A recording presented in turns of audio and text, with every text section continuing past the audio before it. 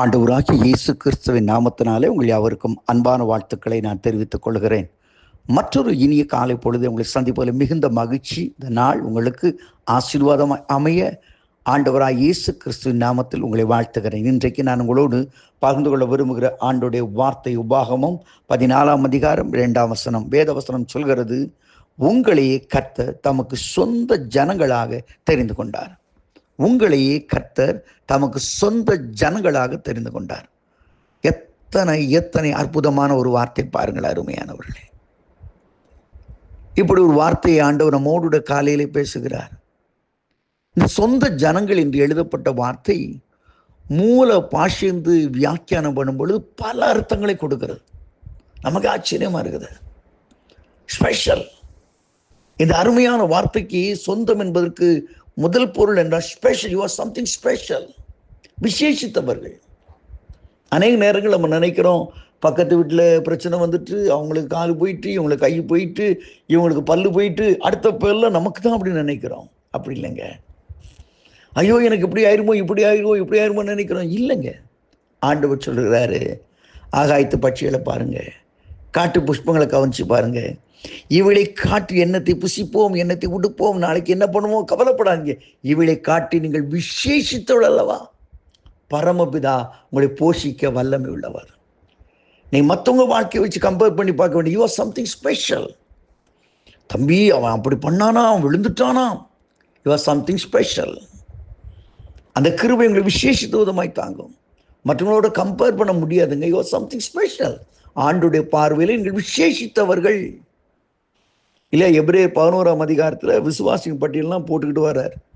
அப்படி செய்தார், ராஜ்யத்தை ஜெயித்தார், சிங்கத்தின் வாய்களை அடைத்தார்கள், அப்படிலாம் சொல்லிட்டு வரும்போது இல்லையா, எல்லாத்தையும் சொல்லிட்டாரு. அங்கே ஆதியாகம் 1ஆம் அதிகாரத்துலேருந்து ஆரம்பித்து அப்படியே எல்லாத்தையும் சொல்லிட்டு வந்துட்டு கடை சொல்லுவார், இதிலும் விசேஷித்த நன்மைகளை கர்த்தர் உங்களுக்காக வைத்திருக்காரு. இவங்கெல்லாம் தூரத்தில் கண்டு தரிசித்து ஆண்டவரை அந்நியரும் பரதேசிகளிடம் அறிக்கை செய்து தங்கள் ஜீவனை விட்டார். இதை காட்டிலும் நமக்கு விசேஷித்தவளை கர்த்தர் வைத்திருக்கிறார். இன்றைக்கு உங்கள் வாழ்க்கையில் அதை உணர்றீங்களா?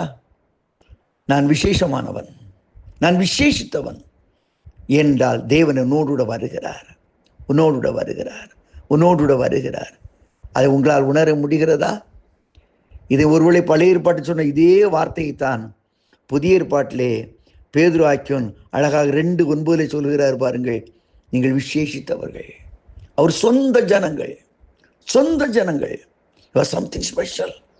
நீங்கள் உங்கள் வாழ்க்கையில் சிலர் ஸ்பெஷலாக காரியங்கள் செய்வாங்க பார்த்தீங்களா? சில வீட்டுக்கு போன சிலர் ஸ்பெஷலாக கொண்டு போய் ட்ரீட் பண்ணுவாங்க, அழகாக வைப்பாங்க, ப்ரியாரிட்டி கொடுப்பாங்க இல்லையா? சில விமானங்களில் நம்ம முதல் வகுப்பில் பார்த்தீங்கன்னா அந்த பேக்கேஜ் எல்லாம் ப்ரியாரிட்டி, நம்ம பேக் தான் முதல்ல வரும். பார்த்துருக்கீங்களா? எடுத்துருக்கீங்களா? இதை மாதிரி தான் ஆண்டு உங்களுக்கு ப்ரியாரிட்டி கொடுத்துட்டாரு. நீங்கள் ஏன் பயப்படணும்? நீங்கள் ஏன் கலங்கணும்? நீங்கள் ஏன் வேதனையோடு இருக்கணும்? நீங்கள் ஏன் பிரச்சனையோடு இருக்கணும்? You are something special in the sight of God.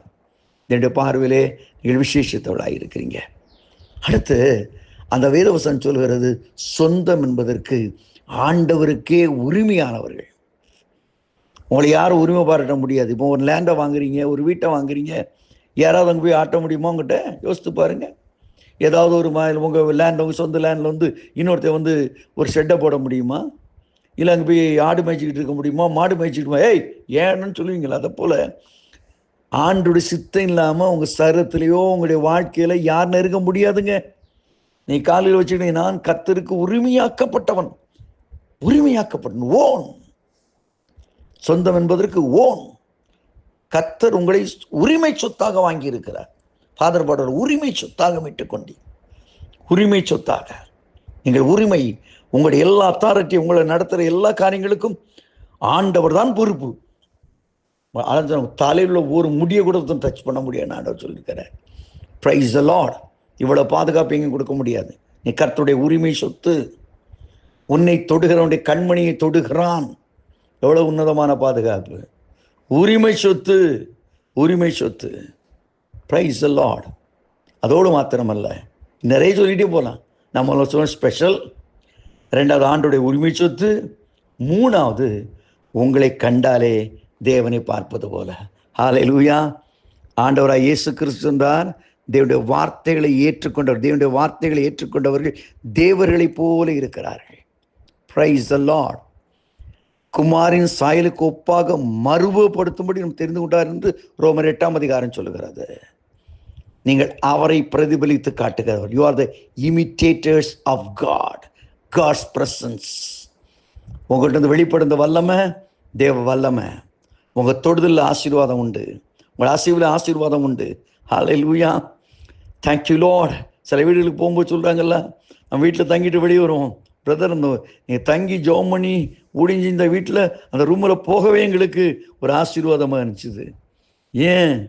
நீங்கள் ஜெபிச்ச அந்த இடம், நீங்கள் உட்கார்ந்து அந்த இடம் எனக்கு ரொம்ப ஆசீர்வாதம் வந்துச்சுங்க. ஒரு அம்மா சொன்னாங்க, எனக்கு தூக்கமே வராது ரூமில், நான் ரொம்ப சிரமப்பட்டுக்கிட்டு இருந்தேன். ஐயா, நீங்கள் ஊழியத்துக்கு வந்துருவோம், என் ரூமை தான் உங்களுக்கு குடிக்க விடுதாங்க.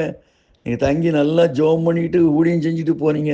அதுக்கு ஒரு மகாராஜா, அந்த ரூமில் எனக்கு தலைவலி இல்லை, தாங்க முடியாது, சுற்றி தலைவலி பாட்டில் தான் வச்சுருப்பேன். இப்போ தலைவலியும் கிடையாது, நல்லா நிம்மதியாக தூங்குறேன், எல்லாம் வேதம் வாசிக்க, எல்லாம் நடக்குது. Praise the Lord. நான் ஒன்றும் செய்யலை. அப்போது சாதாரண ஒரு ஊழியக்காரன் போய் சந்திக்கிற கர்த்தருடைய பிள்ளை தங்குற இடத்துல இவ்வளோ ஆசீர்வாதம்னு சொன்னால் உன் வாழ்க்கையில் இருக்காதா? ஹல்லேலூயா. நீ யாரோடு தொடர்பு வைத்திருக்கிறாய்? உன்னுடைய தொடர்பு கர்த்தரோடு இருக்குமானால் உன்னுடைய வாழ்க்கை ஆண்டவருடைய பிள்ளைகளோடு தேவனுடைய பிரசன்னத்தோடு நீ ஒத்து போவாயானால் நிச்சயமாக சொல்கிறேன், உன்னுடைய எதிர்காலம் ஆசீர்வதிக்கப்படும், உன்னுடைய குடும்பம் ஆசீர்வதிக்கப்படும். என்றால் நீ தேவனை பிரதிபலித்து காட்டுவனாயிருக்க. உன்னை கனம் பண்ணுவதை கர்த்தர் கனம் பண்ணுவார். உன்னை யார் கனவீனப்படுத்தாடோ கர்த்தர் கனவீனப்படுத்துவார். இன்றைக்கு அதுதான் உண்மைங்க. ஆண்டவர் சொல்கிறாரு, சொந்த ஜனமாயின்னு தெரிந்து வைத்திருக்கிறேன். காலையில் நம்ம சந்தோஷப்பட்டு களி கூறுவோம். நான் சாதாரணமானவன் அல்ல, தேவனுக்கு உரிமையான சொத்து, நான் விசேஷித்தவன், நான் அவரை பிரதிபலித்து காட்டுகிறவன் என்ற உணர்வோடு இந்த நாளுக்குள்ளே பிரவேசிப்போம். இந்த நாள் ஒரு இன்ப நாளாய் அமையும். கர்த்தர் உங்களை வழி நடத்துவார். ஆமேன், ஆமேன்.